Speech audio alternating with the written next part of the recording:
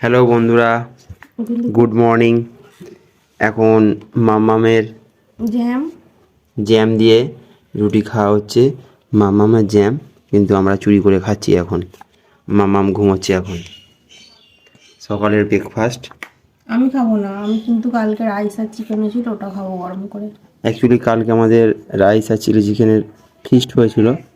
Chilli chicken না, chicken না না সরি, চিকেন কষা। তো সেটা ওয়াইফ খাবে, মাই বাসি খাবো। Sweet wife's. না ধরো,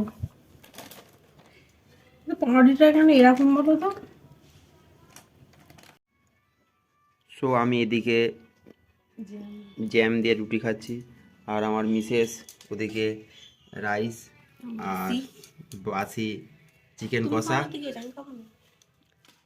টেনে মেরে দিচ্ছে।